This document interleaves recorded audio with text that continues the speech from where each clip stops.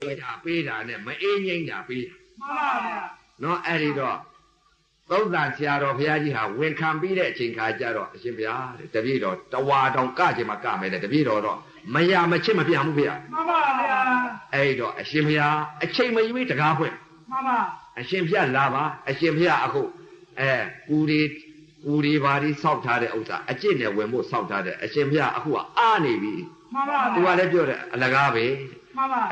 တပည့်တော်အတိတ်တုန်းကတပည့်တော်တရားဌာနဖွင့်ထားပြီတဲ့တပည့်တော်စိတ်မကြပါဘူးတဲ့ မှန်ပါဗျာ အရှင်ဘုရားမြင်လိုက်မှပဲစိတ်ကကြပါတယ်ဗျာတဲ့ မှန်ပါ အဲ့ဒီတော့အရှင်ဘုရားရှိတပည့်တော်လိုက်ပြီးတော့နင်လားငါလားလှုပ်ပြီးတော့တပည့်တော်လည်းပဲကြည့်ရမှာပဲဗျာတဲ့ကိုယ့်အလုပ်ကို မှန်ပါဗျာ သူတော်ကောင်းပိသပါပြီတဲ့ မှန်ပါဗျာ သူတော်ကောင်းပိသဆိုတော့ဝန်ခံတယ် မှန်ပါဗျာ တပည့်တော်လည်းဘယ်သွားလို့ဘယ်လာရမှမသိသေးဘူးဗျာ မှန်ပါဗျာ တပည့်တော်ကတင်ညာပဲရှိပါသေးတယ်ဗျာ မှန်ပါဗျာ တပည့်တော်ထိုးထွင်းပြီးတော့ပညာမဖြစ်သေးပါဘူးဗျာတဲ့ မှန်ပါဗျာ ဝန်ခံတယ်ဆိုတဲ့ဥစ္စာမှန်သောသစ္စာပြောတာတကယ်ကြီး မှန်ပါဗျာ မှန်သောသစ္စာပြောတာအရိယာမှာပြောတာ မှန်ပါဗျာ နော်အရိယာမှာပြောတာအဲ့တော့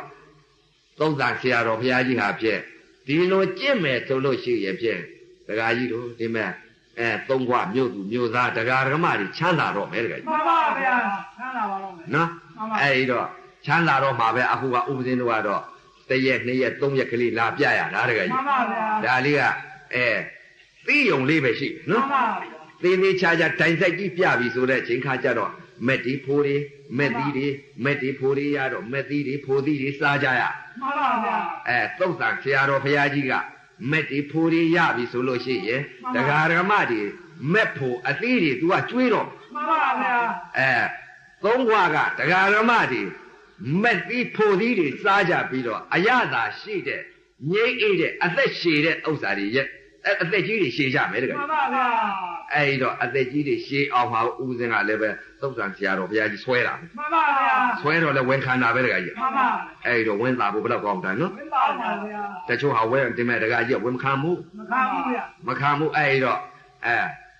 ဘယ်လိုဝန်မခံလဲဆိုတော့သိပြီးရောပေါ့ဆိုတဲ့ဥစ္စာလေးတွေရှိသေးတယ် မှန်ပါဗျာ သိပြီးရောပေါ့ဆိုတဲ့ဥစ္စာသိရင်ပြီးတာမှန်တယ်တကကြီး မှန်ပါဗျာ နော် မှန်ပါ သိရင်ပြီးတယ် မှန်ပါ အသိဆုံးရင်ပြီးတာပဲ မှန်ပါဗျာ အသိဆုံးတာဗာလေယုံနာကုံဆုံးတာ မှန်ပါဗျာ မဲ့ကြီးအကျင့်လန်းဆုံးတာ မှန်ပါဗျာ လုံးเสียမရှိတာ မှန်ပါဗျာ အဲ့ဒီလိုသိအသိဆုံးတယ်ဆိုတဲ့ဥစ္စာနိဗ္ဗာန်ပဲ မှန်ပါဗျာ သုံးညတနိဗ္ဗာန်ဆိုတော့လုံးเสียကိုမရှိတာ မှန်ပါ နမိတ်ကင်းတဲ့နိဗ္ဗာန် မှန်ပါဗျာ ဒိဋ္ဌရံတရားမရှိတဲ့နိဗ္ဗာန် မှန်ပါဗျာ နော်ကင်းငိမ့်ဘာနမိတ်ကင်းတဲ့နိဗ္ဗာန်လဲဒိဋ္ဌရံတရားရွှေလုံး